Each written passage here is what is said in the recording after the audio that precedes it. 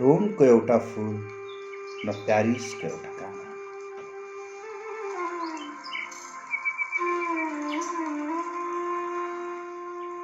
Nancy वाङदेलको एउटा अमर रचना।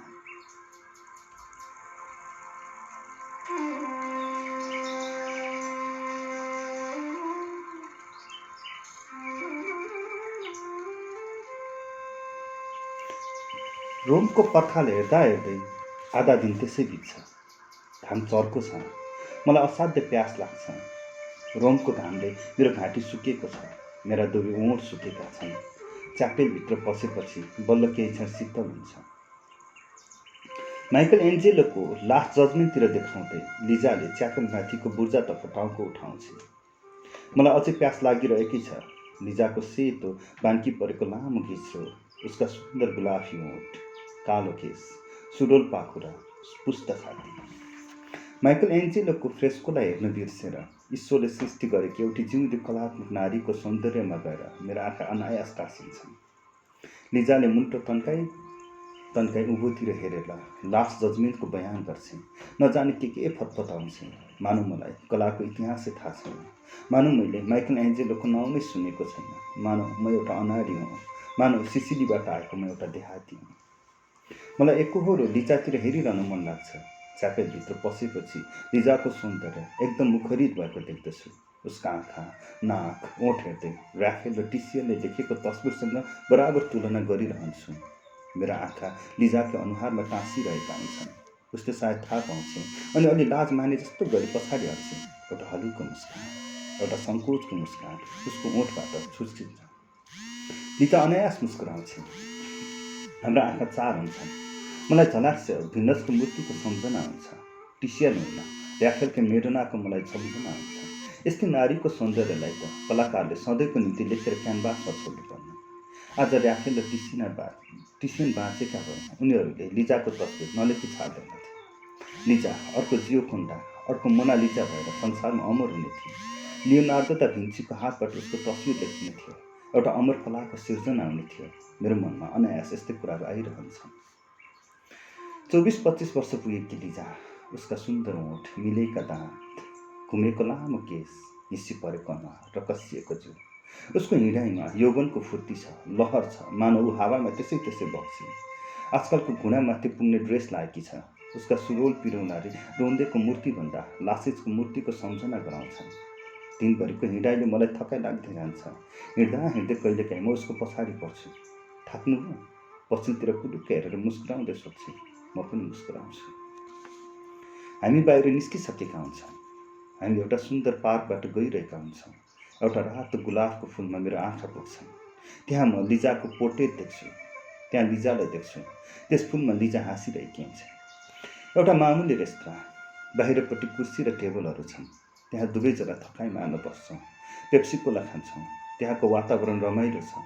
अग्ला रुखहरूको छहारी छ, शीतल छ। त्यहाँ त्यस्तो विधि गुल्जार छैन। कति थकाइ लागेको रहेछ। वरपरका कुर्सीहरूमा पुरुष र नारीहरू बसेका देखिन्छन्, तर सबै आआफ्नो धुनमा छन्। हामी पनि आफ्नै कुरामा मस्त छौँ। हाम्रो बिचमा कति कुरा भइरहन्छ। लिजाका ओठबाट निस्केका अनर्गल शब्दहरू नायग्रा फल्सको झरना जस्तो लाग्छ। उसलाई कति बोल्नुपर्छ। आज बिहान पूर्वीय कलाको सङ्ग्रह भएको म्युजियममा गएको थिएँ। आज पनि प्रोफेसर टुचीलाई भेट्न पाइनँ। उनीसित भेट्न नपाएकोमा मलाई नरमाइलो लागिरहन्छ।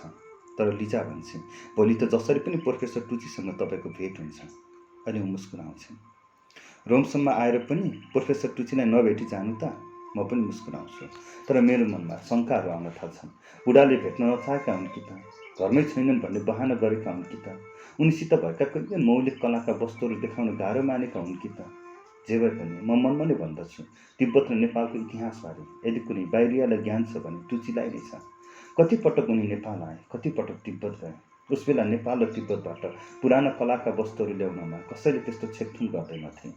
तिब्बत र नेपालबाट ल्याएका कैयन पुराना ग्रन्थ, हस्तलेख, ठाकपत्र, वंशावली, धातुका मूर्ति र पौवाहरू कहाँ छन् रे? तर कति छन् बाहिर कसैलाई पनि थाहा छैन। जे भए पनि बुढाले हाम्रो देशको प्राचीन र मध्यकालीन इतिहास राम्ररी अध्ययन गरेका छन्। बुढासित भेटी प्राचीन नेपालको इतिहासबारे छलफल गर्न पाएन थियो। मलाई राम्ररी सम्झना छ, लिजा काठमाडौँ आएको बेला प्रोफेसर रुचिका विषयमा धेरै कुरा गर्थिन्। उसबेला लिजा हाम्रै घरमा पाहुना भएर बसेकी थिइन्। त्यहाँ बसुन्जेल लिजालाई नेपालका रमणीय ठाउँहरू, मन्दिर र ऐतिहासिक स्थानहरू सबै देखाइदिएको थिएँ। आजभन्दा 3000 वर्ष पुराना नेपाल उपत्यकाका ऐतिहासिक चिन्हहरू, पाटनको कृष्ण मन्दिर, महाबौद्ध, स्वयम्भू, भटगाउँको न्याथपोल, साखुको वज्रयोगिनी, बुढा नीलकण्ठ, चाँगुको नारायण मन्दिर, कीर्तिपुर, धुलीखेल, बनेपा र काठमाडौँको प्रसिद्ध पशुपति मन्दिर, गुहेश्वरी सबै डुलाइदिएको थियो। देश सानो भए पनि प्राचीन सभ्यता र कलाको भण्डारले परिपूर्ण देश र नेपालका मन्दिर र कलात्मक सम्पत्तिहरू देखेर ऊ चकित भएकी थिए। अझै पनि चिठी लेख्दा ऊ बराबर नेपालको प्राकृतिक र कलात्मक सौन्दर्यको तारिफ गरेर लेखिरहन्छ। 3 वर्ष अगाडिको कुरा, आज 3 वर्षपछि लिजासँग मेरो भेट हुन्छ रोममा। तर आज लिजालाई हेर्दा कसो कसो अर्कै लिजा लाग्छ। अहिले त उसको सोचाइको ढङ्ग पनि अर्कै छ। मानव उसको धेरै बुद्धि आएको छ। मानव उसलाई बुद्धिजीवी सोसाइटीको संसर्ग गर्नु छ। उच्च सोसाइटीको बुद्धिजीवीहरूको ऊ बराबर कुरा गरिरहन्छ। अब उसलाई ठुलो ठुलो कुरा गर्नु छ। अन्तर्राष्ट्रिय जगतको खबर राख्नु छ। मलाई कति कुरा सोध्छे, ऊ बोल्दै जान्छे। म उसको अनुहारमा हेरिरहन्छु। मलाई आश्चर्य पनि लाग्छ। फेरि सोध्छे, मोरा भ्यासित भेट भयो त? नेपाल आएको बेला उनीसँग भेट भएन त? उनको कुन पुस्तक तपाईँले ज्यादा मनपर्छ? उनले 2-4 वर्षमा नोबेल पुरस्कार पाउन बेर छ। एमिलो भिडोबाको एब्स्ट्राक्ट पेन्टिङ भन्दा बर्डीको एब्स्ट्राक्ट मलाई ज्यादा मनपर्छ। बुनो कान्सारीको अमूर्त चित्र तपाईँलाई कस्तो लाग्छ? ए, तपाईँलाई त मोरान्डीको निकै मन पर्दो रहेछ। उसको त रङै फिक्का लाग्छ मलाई। ए, त्यसो भए जिसप सान्टोमासोसँग तपाईँको प्यारिसमा कहिले भेट भएको हो? उनलाई भेट्नुहुन्छ त रोममा? म उनको फोन नम्बर पत्ता लगाउँछु है। तपाईँलाई थाहा छ उसले कति पैसा कमाइसकेको छ? रोममा सबभन्दा धनी कलाकार उही होला। हुन त उसको एउटा तस्बिरलाई ज्यादा से ज्यादा 60 लाख लिरा पर्ला। तर कुनिङ अथवा पिकासोको एउटा तस्बिरलाई करिब 5 करोड लिरा पर्छ। अब त अघि कलाकारहरूलाई भोकै मर्नु पर्दैन, भ्यान गगले जस्तो कान काट्नु पर्दैन, आफ्नै छातीमा गोली हानेर आत्महत्या गर्नु पर्दैन। म काठमाडौँमा छँदा तपाईँको घरमा देखेको त्यो तपाईँको ब्लू पेन्टिङ म त कहिले पनि बिर्सिन्न। अघि कस्तो कस्तो हेर्दा हेर्दै क्राइस्ट जस्तो पनि देखिने, बादल जस्तो पनि, जुन नभएको अँध्यारो रातमा धेरै मानिसहरू हिँडे जस्तो पनि देखिने, कस्तो कस्तो। म त क्या त्यो एब्स्ट्राक्ट पेन्टिङ सम्झ्यो कि त नेपालै याद आउँछ। ब्राकुइसीका आधुनिक मूर्तिहरू मलाई पटक्कै मन पर्दैन। जिया कमिटीको पनि उस्तो राम्रो त लाग्दैन, तर उसका आयल स्केचहरू राम्रा छन्, होइन त? अचेल रममा पनि धेरै आर्ट ग्यालरीहरू खुलेका छन्। बराबर प्रदर्शनहरू भइरहन्छ। अघि तपाईँ पनि केही महिना रोममा बस्न पाउनुभयो भने कति तस्बिरहरू लेख्नुहुन्थ्यो होला, कति कमाउनुहुन्थ्यो होला, कति धनी हुनुहुन्थ्यो होला। अचेल त एब्स्ट्राक्ट आर्टको नाउँमा कति नचाहिँदा नचाहिँदा तस्बिर लेखिएका देखिन्छ। मलाई त पोप आर्ट देख्यो कि कपाल दुखेर आउँछ। उहु, साँच्ची तपाईँले मनपर्ने भेर्डीको अपेरा त देखाउनै पाइन। ला बोहेमको टिकट नै पाइएन। तपाईँसँगै अपेरा हेर्न पाएको भए तपाईँको विचार पनि सुन्न पाइन्थ्यो। तर के मिलानको ला स्केलामा अपेरा हेरिसक्नु भएको मान्छेलाई रोमको अपेराले के प्रभाव पार्न सक्ला र? बिटल जर्ज ह्यारिसनको म्युजिकमा पूर्वीय दर्शनको प्रभाव परेको छ भन्ने तपाईँलाई पनि लाग्छ? भारतको जुबिन मेहताले न्युयोर्कको सङ्गीत जगतमा निकै नै सनसनी फैलाएको हो। के त्यति कलिलै उमेरमा त्यत्रो कन्सर्ट गर्न पाउनु कम कुरो हो र? बिटल्सहरूको गीत नि तपाईँले मन पर्दैन? जात म्युजिक भन्दा त बेसी छ नि। अचेलको युगमा त्यस्ता गीतले युवक युवतीहरूमाथि कति ठुलो प्रभाव पारेका छन्, त्यो त तपाईँ मान्नुहुन्छ होइन? पेरिकोमो र फ्रेङ्क सेनेट्राको युग त गइसक्यो। बिटल जोन र योकोको बिहे हुने कुरा अखबारमा पढ्नु हो? अघि हिप्पीहरूको त संसारै बेग्लै। लिजाका ओठबाट नायग्रा फल्सको झरना जस्तै शब्दहरू निस्किरहेछन्। लिजाको संसारै अर्को छ। उसले रोमका बुद्धिजीवीहरूमा आफूले एउटा सम्झेकी छ।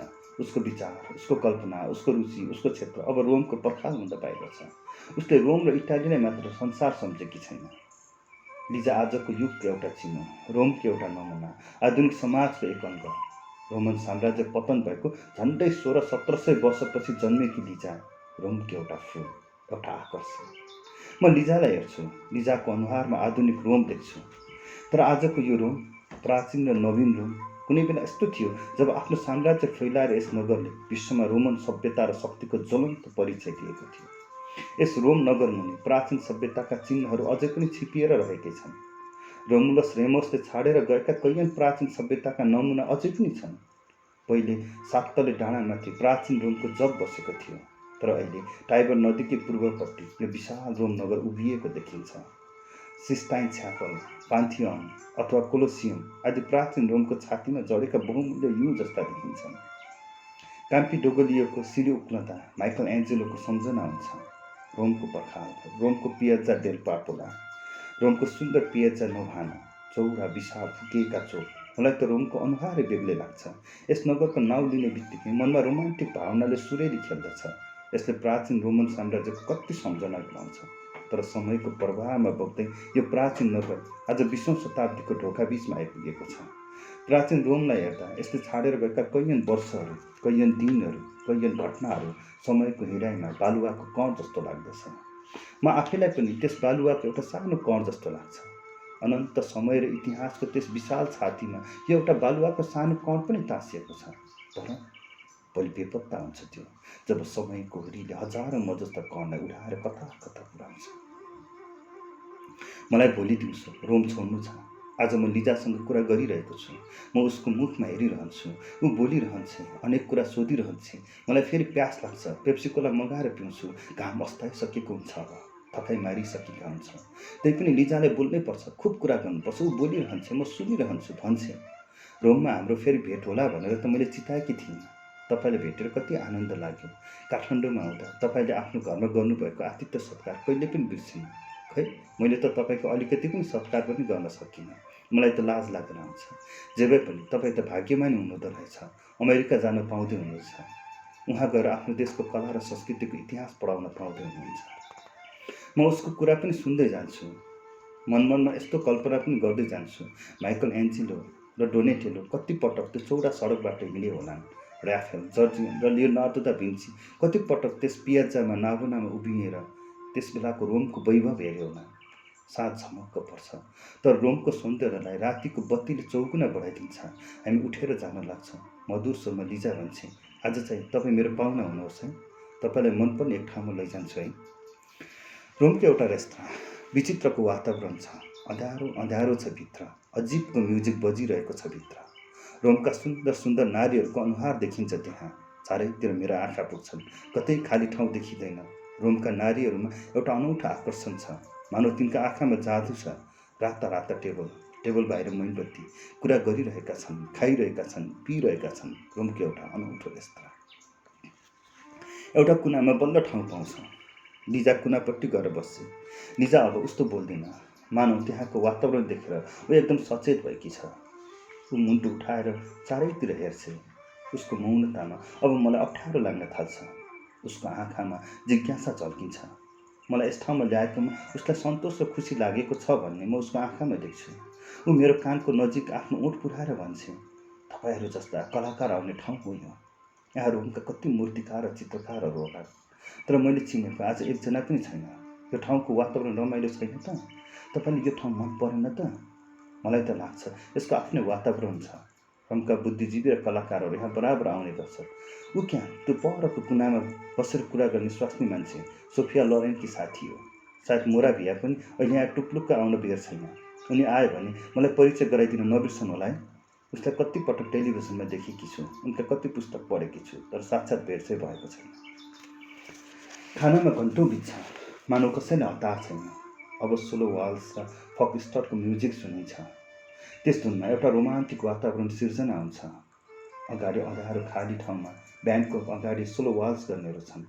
फकस्टरको हल्लेनीहरू देखिन्छन्, तर लिजाको अनुहार गम्भीर देखिन्छ। मानव उसको घाँटीमा के अड्किरहेको छ। ऊ केही कुरा भन्न चाहन्छ। उसको स्वर पनि भारी हुँदै जान्छ। मलाई लाग्छ उसको मन कहीँ अल्झेको छ। उसको उज्यालो संसारलाई कुनै कालो बादलले छोपेको छ।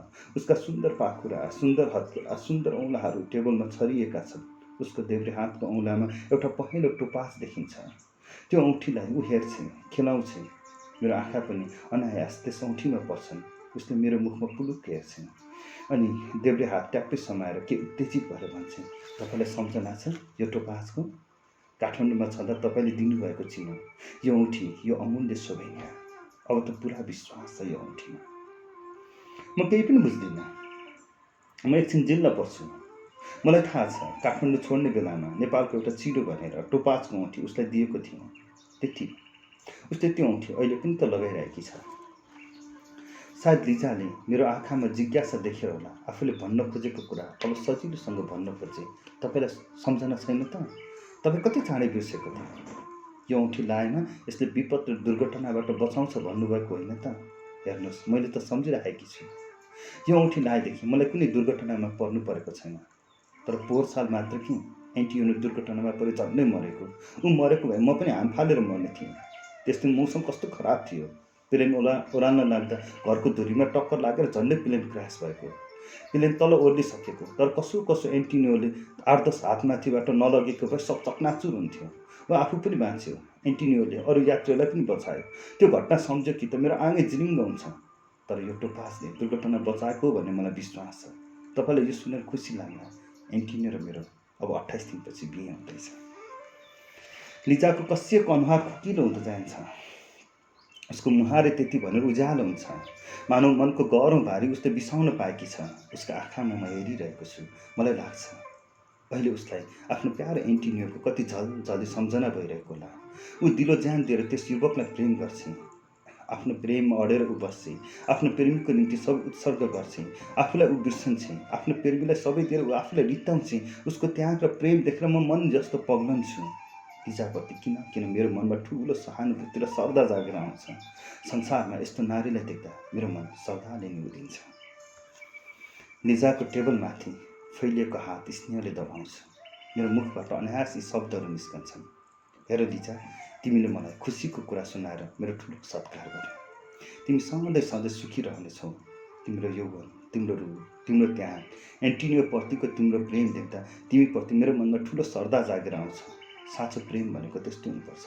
अब तिमीले कहिले पनि रुनु पर्ने छैन, कहिले पश्चातापका आँसु खसाल्नु पर्ने छैन। तिमी सधैँ सुखी हुनेछौ भन्ने मलाई एकदम विश्वास छ। आजको हाम्रो भेटमा तिमीलाई मेरो यही शुभकामना छ। लिजाका आँखा रसिला भइसकेका छन्। दिनमा उज्यालोमा पनि उसका रसिएका आँखा टिलपिल गरिरहेको देख्दछु। उसको कण्ठ भारी भइसकेको छ र गिलो स्वरले भन्छ, धन्यवाद। त्यसपछि अरू कुरा हुन्छ। अरू कुरा गरेर मनलाई हलुका गर्छौँ। स्लो वाल्सको धुन बज्छ, उठेर स्लो वाल्स गर्छौँ। त्यसपछि फक स्टकमा घुम्छौँ, टेङ्गोमा नाच्छौँ। फेरि रुम्बा साम्बाको धुन बज्छ। त्यस धुनमा लिजाले कति फुर्ती साथ नाच्नुपर्छ। उसको गम्भीर अनुहारमा अहिले हाँसो देखिन्छ। ऊ हाँस्छ, एउटा फुल फक्रन्छ, एउटा फुल हाँस्छ, एउटा फुल जस्तो लाग्छ लिजालाई। रोमको एउटा रात, रोमको एउटा सम्झना, रोमको एउटा फुल।